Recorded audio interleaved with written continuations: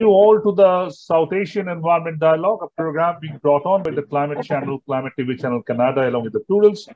And as you all know, that COP27 is just round the corner. When we are saying, I think, less than a week, when next Sunday, to be precise, the COP is going to start. And we are all kind of keeping a very close eye with this COP. The big question is this COP27, will it be a turning point for the negotiation, global negotiations on climate change? Because we know that series of reports, and in the recent last week, we have been so many of them. The NDC analysis report, the emission gap report, the other reports are all being saying quite categorically that this world is on verge at the brink of a disaster. And if we don't start mitigating, adapting right now, we're in for a very difficult time. So it's not now nothing about the next generation. It's now all about this generation. Till now, we have been saying next generation, the other generations. Not really. It's all about this generation right now. So with this premise and background, we are starting today's program. COP27, will it be a turning point? And I have a great panel to discuss this issue with me. Shailendra Jaswant, my very good friend, Sai, we call him Sai, so I'll call him Sai during the program. He's an independent journalist, been writing for, I think, more than 3 decades, as I know. And he has been following UNFCCC negotiation very closely for the last 2 decades and being a very important part in the Climate Action Network South Asia. So not only India, he's from India, but apart from India, he has a tag on what's happening around South Asia. I have with me Dr. Ghulam Rabbani. Dr. Rabbani is the head of Climate Bridge Fund Secretariat, being part of this financial and related scientific issues. So really would like to know from Ghulam Rabbani from Bangladesh, a very important country, one of the most affected country, how they are thinking about this COP. And I have my very good friend, Afia Salam. Afia ji is also a journalist. So many journalists there. So there and Ghulam sir. So a journalist covering environment and climate change, specializing on water, gender issues, poverty alleviation, and also train a lot of journalists. So with this background, nothing to take away more. Let me start with Sai. Sai, if you can unmute yourself and can say that what, very briefly, do you really sincerely feel that this COP will be a turning point? Hello, fellow panelists. Very quickly, it's almost a quarter century of negotiations. Sorry, your voice is breaking a bit. Is now behind us. It is. Can you hear me now? Yes, please go ahead. Yeah, sorry. So let's keep in mind that we have almost a quarter century of negotiations behind us now. Yeah, and now the world governments, all of them, are beginning to acknowledge that there is a climate crisis. It is real, it is here, but they're doing very little together to cope with the challenge. Yeah, we can already see the impacts of just 1 degree of warming, and the reports that you referred to are pointing to 2.7 degrees of warming, for sure. You know, looking at the commitments that are on the table right now.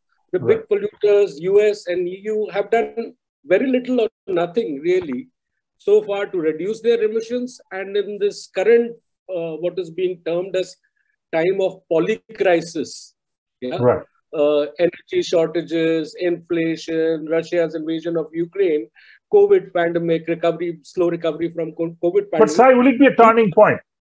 What do you feel? With this premise you were talking about.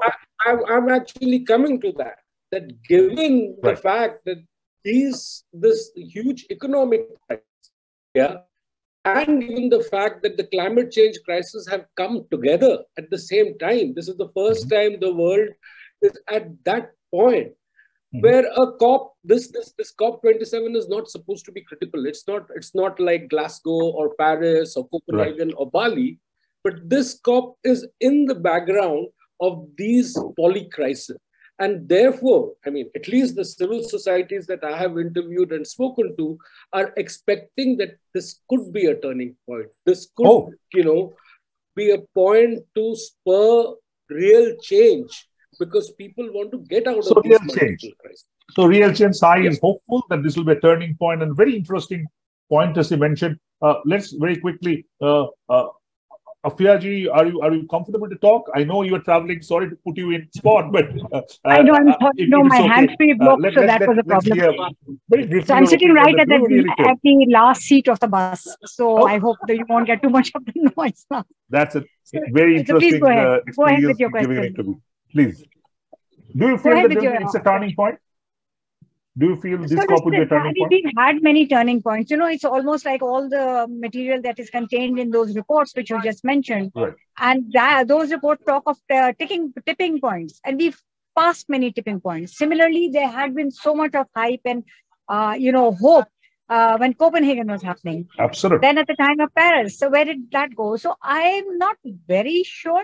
I just hope that the global south and the countries like the least developed nations, like the vulnerable nations group, and of course, so these countries are able to create enough of a noise because the impacts have been immense. You know, it's not just my country. My country has had it very, very bad. But at the same time that we were being impacted, so was your country, Bengaluru. Absolutely. Look what happened in Philippines. Oh, look what happened in Africa. What happened in Brazil, in South America. And also, correspondingly, even in developed countries. Flooded. Well, yes, Europeans, they never had it that bad. But also, China, we were experiencing rain and they were experiencing a very severe drought just across those mountains. So the whole world is in a spin. And if now the countries who are actually responsible do not realize that and do not come up, with measures to, 1.5 degree, I really don't think anybody who knows this scenario is hopeful that we will be able to limit that. We have crossed. In many places, we have crossed that. Right. So now what happens? We shouldn't at least let it go beyond that because it's unimaginable what the world will be like if it goes to 2 degrees. Right. It's just a 0.5, but 2 degree itself. 1.5 was catastrophic enough for, the predictions. So if the countries show that kind of a resolve, these countries, and they make the global north and the big emitters and the polluters stick to at least their own promises. You see, they are revoking their own promises. Every country that we are now looking at who's going back on those commitments is actually citing Ukraine. Right. So that seems like the perfect excuse for people to roll back their commitments and go on that path. Because obviously it's them first. It's not the world. They don't see the world as a whole. So you were saying that if it is not now, then when? Yeah, that's it. What else has to happen for them to realize, and also for these vulnerable countries to realize, to put up a joint front and raise a voice in unison? So basically, Afiya ji, very interesting, not really hopeful. She's saying that if it is not now, then when? This world is going to destroy 2.5 degree, 3 degree, and all this being talked about. Ghulam Saab, with the finance issue I know is something you are working around. I'm consciously coming to you the last because all these things are boiling to one point: finance. Be it adaptation finance, be it mitigation finance, be it the proposed loss and damage finance. So finance is the key issue. And just now, Afiya ji mentioned about the Ukraine war and the kind of pretext they're getting of not giving enough fund. I just heard in the GCF meeting 3 or 4 projects, despite being cleared, could not be funded because UK has gone back on their commitment on funding. So that's where we are. So realistically, how hopeful with this background of funding and Ukraine and everything? Ghulam Saab. Yeah, thank you so much, Jayantudha. I think this is, let me respond to your first question and then I will come back to you on the financing. Sure. The first thing is, my understanding is that this COP27 is going to be really a turning point because of several reasons. The first reason is the Paris rulebook is more or less ready. And this is appropriate time and, to take the policy into action. Okay. So this is right time and right COP to deliver the finance, not about talking about the finance, Right. So the NAP is ready, NDC is ready, so everything that you have to do is now to deliver the finance and, the contribution from the developed countries as they committed in Copenhagen and also in the Paris. Right. That's the first point. And the second point is, the most of the countries, as you can see from the NDC, summary report, 169, parties, they submitted their, NDCs. Revised. There is a big gap. Still, there is a big gap. I mean, to keep the world, below 2 degrees centigrade is still, 12.5 gigaton gap is there. Right. And to keep it 1.5 is still more than 20 gigaton, according to this report. So it's really shocking. Otherwise, I mean, if you consider all in the submitted NDCs are implemented, including the conditional part.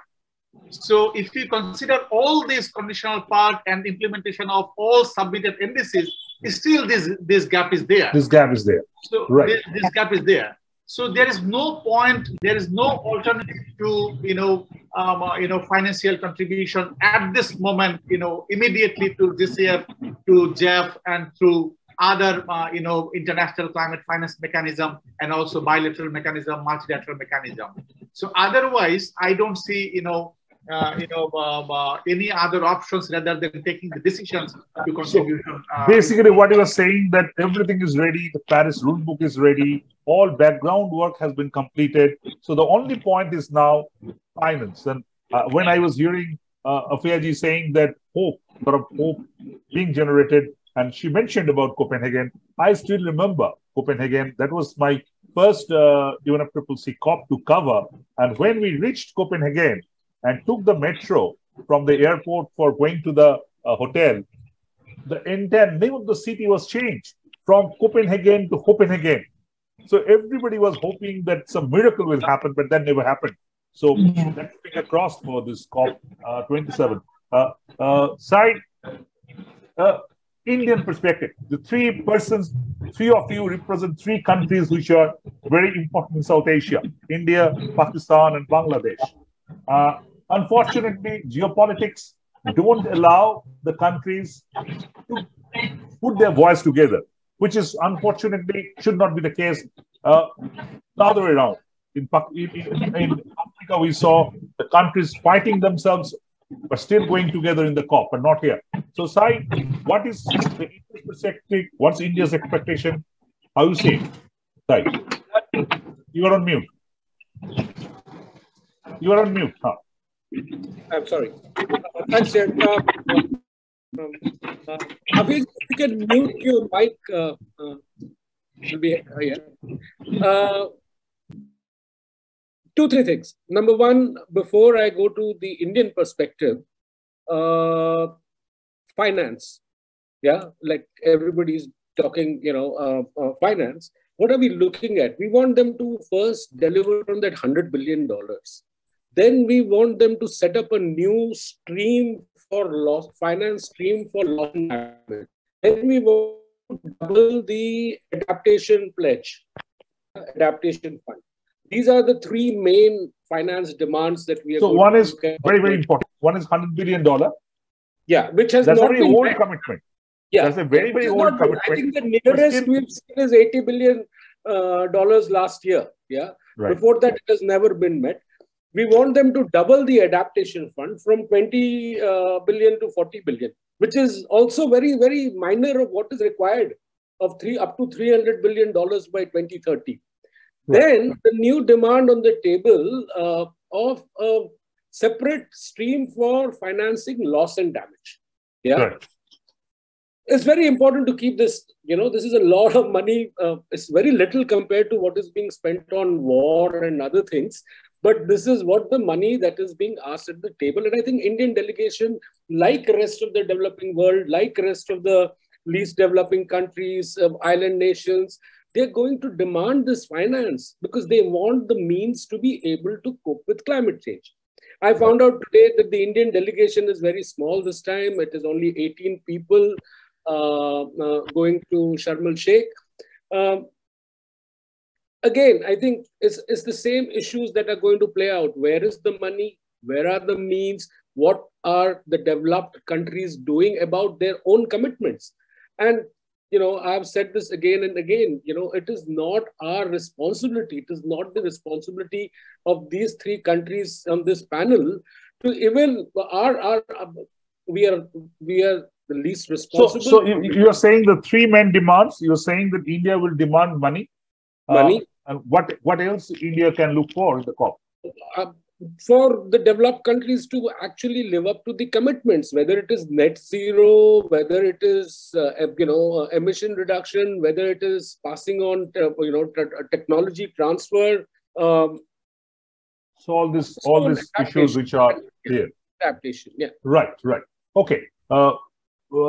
Very quickly to Afiaji. So what Pakistan? Because Pakistan is this time is playing a very important role. Pakistan is the chair of G77 and also being part of the COP process, like I think co-chairman and all. So how you see Pakistan? How the role you feel Pakistan government or the Pakistan official delegation will play? You are on mute. Sorry. So the way I see it, that what I said earlier will be coming into play, that despite having that role of being the vice chair, as well chair, as well as the G77, there will be more alliance building with the other countries who are impacted more. Because without that, I don't think all the other groups have existed. We've always had the least developed nation, we've had the island nation, we've had the VNG. But right now is the time to speak in unison, just like Mr. Yashwant said, that there are these three mechanisms of which are the conduits of giving the finance. But the finance has to be there. They have to deliver on the commitments. Also, there are people who are doing calculations, and I'm very, very bad at numbers, and they don't make sense to me. How many zeros are there in billions and trillions? But they are talking in trillions because as you very rightly mentioned, 100 million was many moons ago. And that very commitment with the exacerbation of the situation in other countries can be met only if that amount goes into trillions. And there are people who are making those calculations and making those demands. And also, he's very right in saying that their commitments are the ones that they are on mitigations. We are the ones who are looking for adaptation. Right. We are not triggering the climate change. They are, and they also had their commitments. So they rolled back. So it's not, if they're out of 180 nations, even if 170 give their NDCs and they keep to the commitments, if it's the top polluters who are amongst those 10 who are not submitting, it doesn't work. It doesn't work. Those kind of numbers don't matter. It's the influence that matters. And they are the ones who are influencing the events that are exacerbating the lives of people in the global south. And the three countries also need to realize, yes, they fight their fights, but it's a quarter of humanity living in these three countries. Absolutely. They have to start thinking. And I know that there are track 2 dialogues. Yes, there are multilateral organizations who are trying to bring these issues to the fore. There are online forums. I think I mentioned last time, there's a South Asia Peace Action Network. We had a brilliant panel last year. We have one every last Sunday. All these issues are brought. There's no acrimony when an Indian is talking and a Pakistani is not contradicting them. The Bangladeshis are giving solutions that everybody is validating. So we do realize that we share these common problems and there can only be common solutions. Absolutely. So I think within our own country, we need to also have that kind of a pushback from the civil society and make our governments realize that, if we all perish. No, absolutely. I mean, what will they achieve? Who will be this, the supreme person or the hegemon of this area? Right. No, I think we all realize that we are not insular. We can't save India without saving Pakistan and the vice versa. So we all have to save together, unless else we are not being saved. Ghulam Saab, on this finance issue, both of them mentioned about this finance issue. First of all, this $100 billion, as very aptly said by Afiaji many moons back. First of all, this is still not being met. Then the issue of adaptation finance to be doubled. And the good thing is that Glasgow Agreement has actually mentioned about the issue of finance in its final report. Now, as a finance man, my very clear question to you, these three issues. Number one, do you see the developing country bloc demanding $100 billion, pushing the agenda of putting $100 billion beyond that? Some experts tell me that there will be a demand that from 2025, this has to be revisited and recalculated and redrawn. So do you see that happen? Number one. Number two, what will happen to the loss and damage finance demand? Because the idea was that loss and damage discussion dialogue will turn into loss and damage facility with finance support. Is it going to happen? What is going to happen with adaptation finance? It is supposed to be doubled. So these are key issues. Without addressing this issue, these are the elephants in the room. Without addressing the elephants in the room, you can't help it. What's your point? You are on mute. You're on mute. You're on mute. Yeah. Yes. Sorry. Okay. The first thing is, we need to make sure that we have the transparency on the financial contribution, both from the provider and also to the recipient end. If you look at the report of OECD and also the recent report of Oxfam, you see they are saying, OECD says that they contributed 83 billion US dollar for both mitigation and adaptation, and out of this total amount, 28 billion is for adaptation. But according to the Oxfam report, it says like it is. In 2020, it is 21 to 24 billion, and for adaptation, it is 9.5 to 11.5 billion.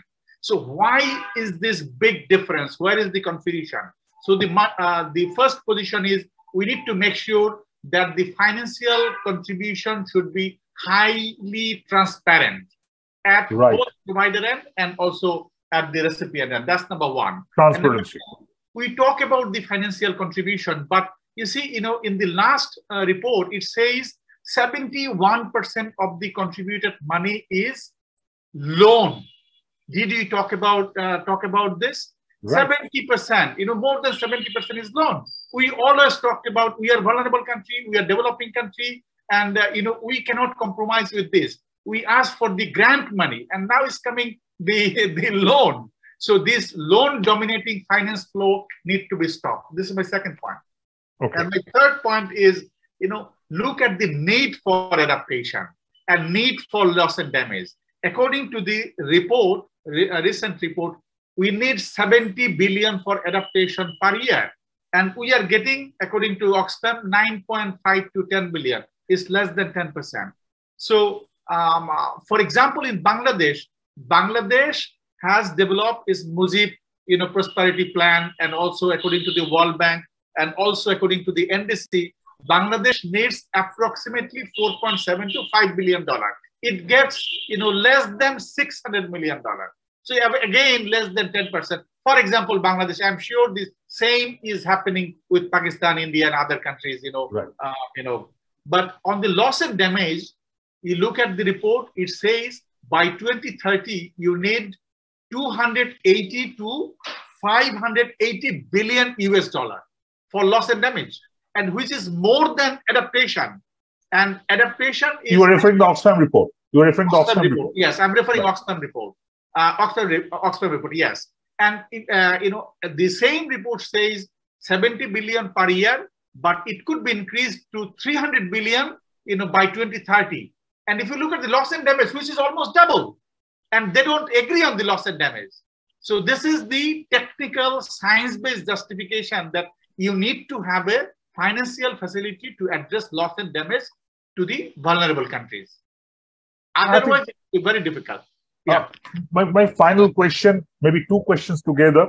One is that the kind of scenario we are right now being driven into. I've been following COP since 2009.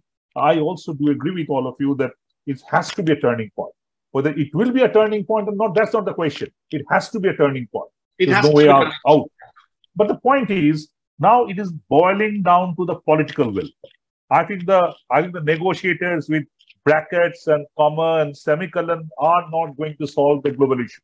Now it boils down to the prime ministers and presidents of the key polluters across the world to put their head together and come out with a solution. So that is very important. Now, do you see that going to happen? Let me start with Sai. Sai, do you see that going to happen very quickly? Because I have a quick question for the track too, then I'll wind up very quick. I think all of us should be looking at the outcome of the coming US midterm elections. Yeah, I think a lot of financial decisions from the biggest polluters, which will influence the others, are going to depend on the midterm results, which we will know within a week.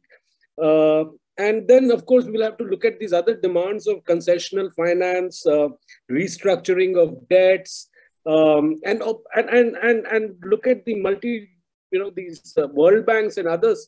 Who are they giving to money? Who are they giving money to for what? I mean, they continue to, on one hand, finance fossil fuel generation and their adaptation funding. So there are a lot of things to be asked. So I will still stick to, I think, finance is key, and we have to look at US on how that political will. A lot of political will be required to drive the political will is going to be dictated by the Americans this time.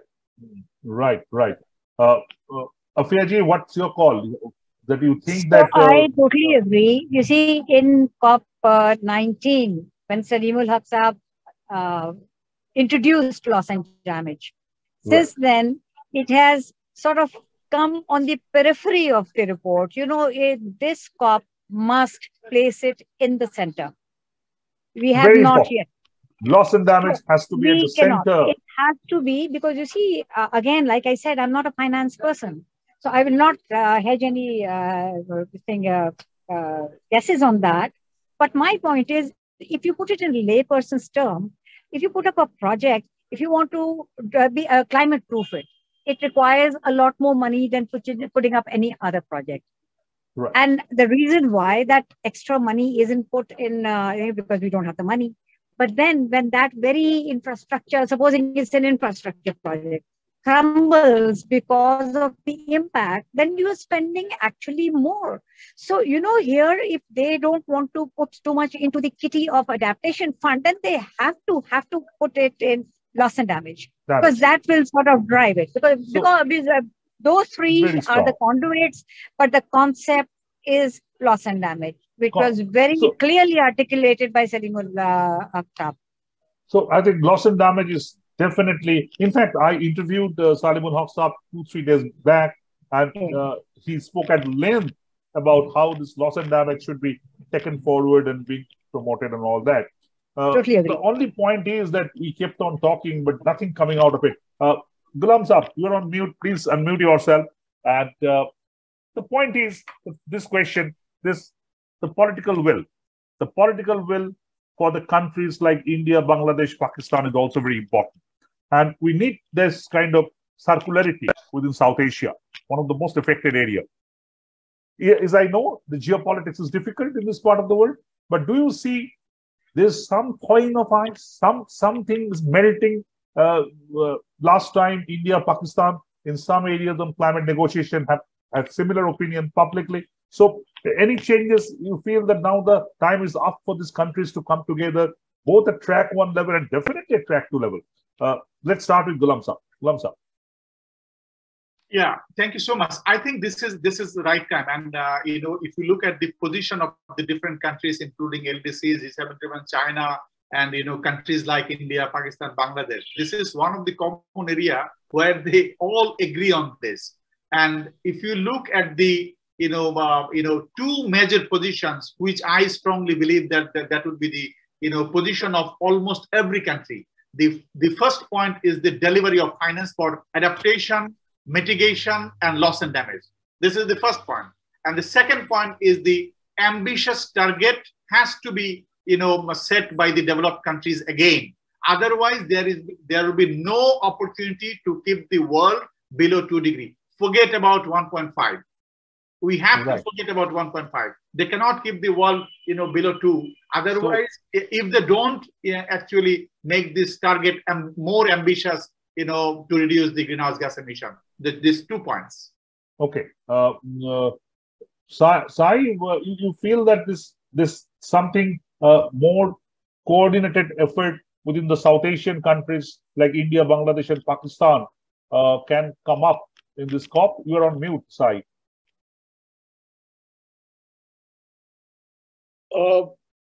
It's a famous slogan. Very quickly. You just kind of wind up very quickly.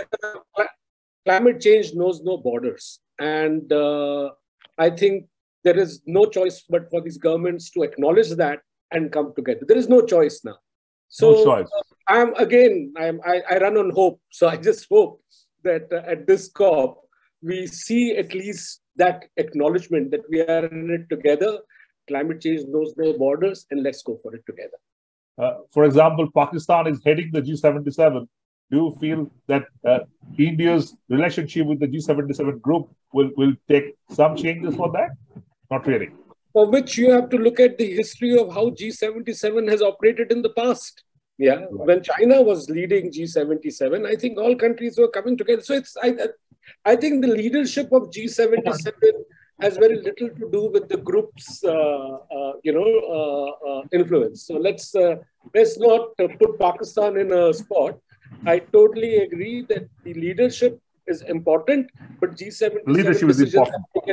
Right. Country together. Yeah. Final question to Afiaji is that your country is in a bit of all countries in a smaller level, kind of higher level, but your country is in a bit of a lot of political upheaval is going on. So with this background, do you feel that your government will be strong enough to take the leadership of G77 properly forward and push the developed countries for what the actual demands are? Will you play your role too strongly? So the realization has been there that despite this political upheaval, that this is the position that Pakistan has to take. It has to take all these countries together and, take them into that position where they can negotiate with the emitters and, for finance. So that realization will be there, whether it is this government or whether there is a change in government. I think that has been there. Even the earlier government, which is now agitating to try to come back, had the same position. So I don't think there's a change over there because this is a multilateral, this is not bilateral. It's not two countries fighting each other. It's two parts of the world, actually, especially our part of the world, which is trying to survive. And there are other countries which are prospering at our cost. So the leadership, yes, you will see it resonant position, especially because of the disasters which are very, very current. They are still part of the news. All have been facing Pakistan, India, Bangladesh. I just kind of pushed into another question, very quick response, as because you all talking about the political part of it. Very quickly, let's start with Afiaji because I think she's traveling and might be ending her trip. I've gotten off the bus and I need to go inside where I'm supposed to have just a line. That do you see that kind of a leadership, climate leadership summit at the South Asian level is now required with India, Pakistan, Bangladesh,